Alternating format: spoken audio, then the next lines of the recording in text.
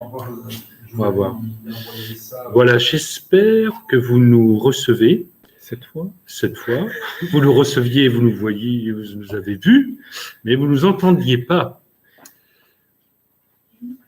Alors on espère, on est en train de regarder aussi si vous avez reçu les informations. On vient de créer donc un nouveau lien pour aller sur la chaîne YouTube.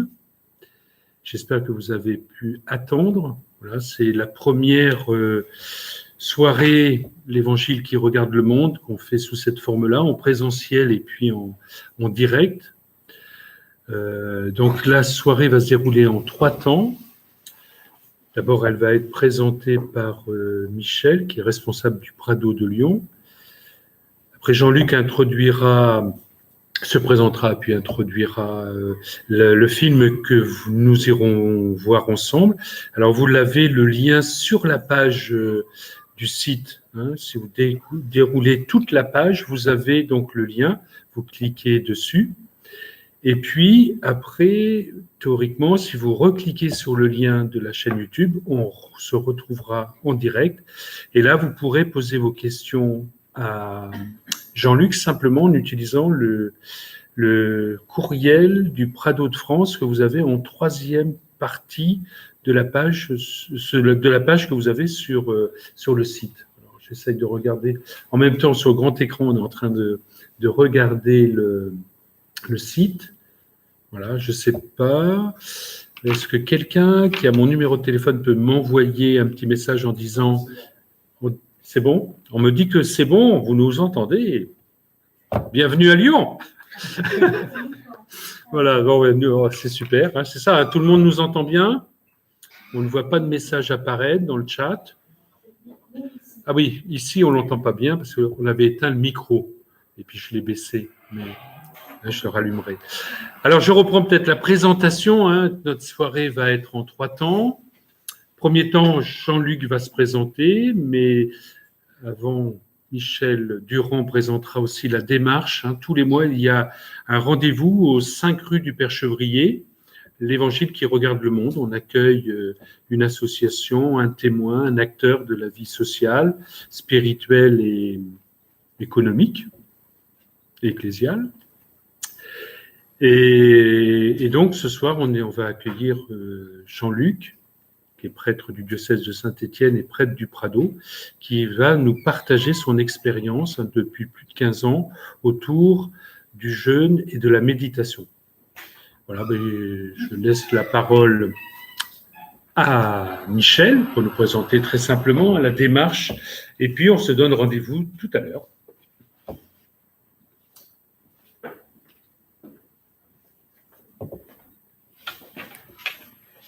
Alors, bonsoir ou rebonsoir. Tout à l'heure, il y avait une liste intéressante de gens qui écoutaient et qui ont perdu le fil peut-être. Alors, si vous êtes présent, j'avoue que je ne suis pas bien capable d'expliquer ce qui se passe dans cette machine. Enfin, si vous pouvez vous signaler que vous êtes là, signaler que vous écoutez, ça serait bien.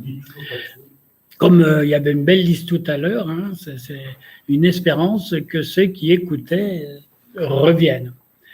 Donc, je me tourne vers Jean-Luc Souffeton, prêtre du Prado. Ce que nous faisons ici, c'est dans le sens de ce programme. Et pour aujourd'hui, 5 janvier, je lis tout simplement le texte. Jean-Luc Souffeton, prêtre du diocèse de Saint-Étienne, membre du Prado, animateur des sessions Corps, âme, esprit, soif de vie, jeûne et méditation, parlera de ces rencontres avec des personnes en quête de l'essentiel. J'en dis pas plus, puisque nous allons écouter tout à l'heure une vidéo, nous allons voir, et il se présentera lui-même. J'ai l'impression qu'il n'y a plus d'image. Vous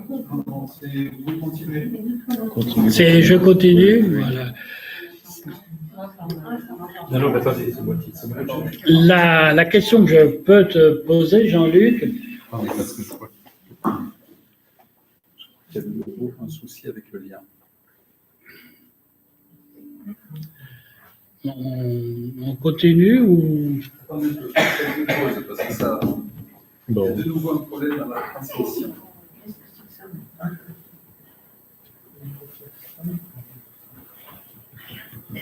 Ça va, tu as signé. Oui, allô. Parce que nous, il y en avait qui étaient en ligne, hein, là. J'ai dit une bêtise.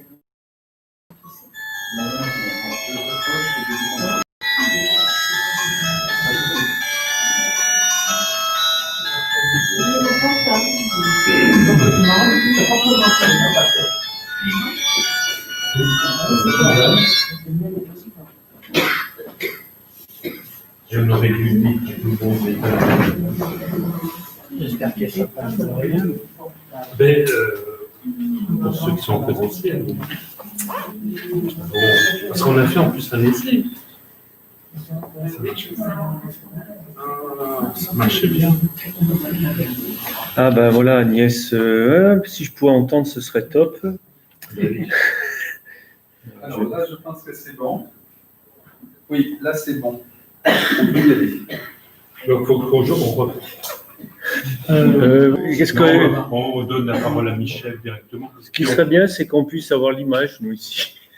Alors, oui, vous allez pouvoir la voir. Maintenant, c'est bon.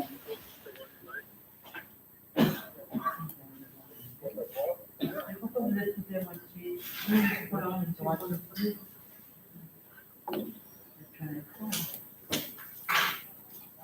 Ah, bon. Alors, la preuve que je ne comprends pas devant ces techniques, je reprends ce que j'ai dit tout à l'heure, peut-être vous l'avez déjà entendu. Jean-Luc, en tant que prêtre du Prado, tu t'es engagé dans une voie qui est plutôt peu ordinaire. Oui. Alors, la question que j'aimerais te poser est celle-ci. Qu'est-ce qui t'a poussé? Qu'est-ce qui t'a invité? Quels sont les éléments importants qui t'ont conduit, par exemple, à la rédaction de cet ouvrage? J'en dis pas plus, tu vois ma Oui. question. Surtout si tu veux une réponse courte. Tu es un petit peu hors piste par rapport à certaines habitudes ecclésiales. D'accord. Qu'en dis-tu?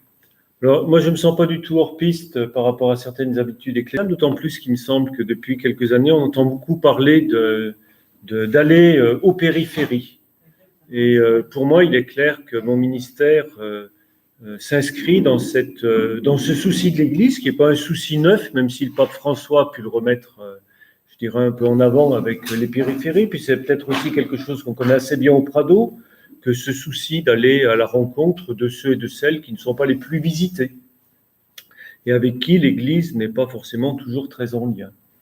Alors moi, c'est vrai que c'est un secteur très particulier qui est en fait d'abord une expérience personnelle, puisque je crois que si je suis encore prêtre aujourd'hui, c'est lié à la rencontre de tous ces hommes et toutes ces femmes qui sont ce que j'appelle des chercheurs d'essentiel, des chercheurs de Dieu, et qui, pour tout un tas de raisons, sont allés chercher Dieu, chercher l'essentiel, souvent en dehors des grandes religions, et notamment en dehors parfois du christianisme.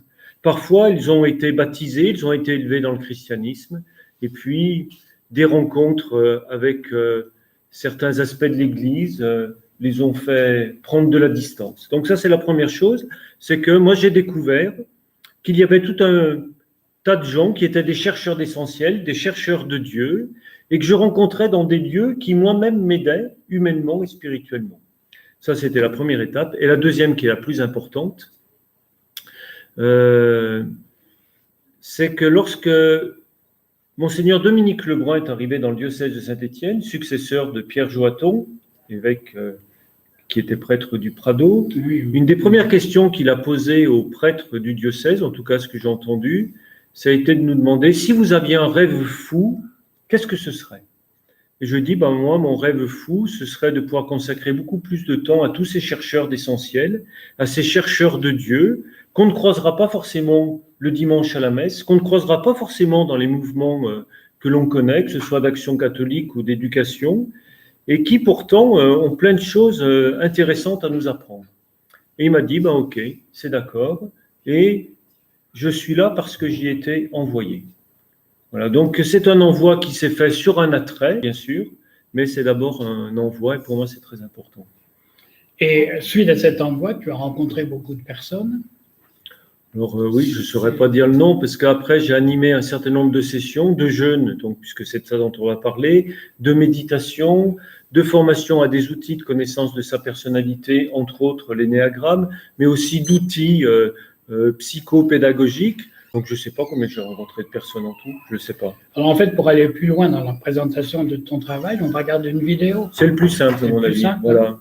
Et vous me connaîtrez beaucoup plus en me voyant animer qu'à travers tout ce que je pourrais vous dire. Et après cette vidéo, qui va durer 50 minutes, mais nous allons encore prendre un temps pour dialoguer avec ceux qui sont présents ici dans cette salle, ceux qui sont de leur côté, dans leur appartement devant leur écran. Nous prendrons encore une petite demi-heure. Tout à fait. On regarde la vidéo. Je suis J'espère qu'il disponible. n'y aura pas de problème technique. Je suis disponible au-delà de l'heure prévue, puisque maintenant j'ai une autorisation de circulation pour rejoindre mon domicile, quelle que soit l'heure. Alors, pour retrouver la vidéo, pour ceux qui nous rejoignent, et on s'excuse de nos petites difficultés techniques, il suffit donc de regarder sur la page du site, vous avez le lien pour aller sur la vidéo. Quand vous avez visionné la vidéo, vous recliquez sur le lien qui vous a permis de nous rejoindre, et là, on aura le temps d'échange avec Jean-Luc. Entre-temps, vous pourrez poser, ou après, vous pourrez aussi poser vos questions à Jean-Luc par le courriel du Prado de France que vous avez aussi sur la page du site. Tout est bien expliqué. Donc, on espère que vous avez entendu la très bonne introduction de Jean-Luc. On vous laisse visionner. 19h55. On me dit à 19h55, on reclique sur le lien et on revient ensemble sur le direct. À tout à l'heure.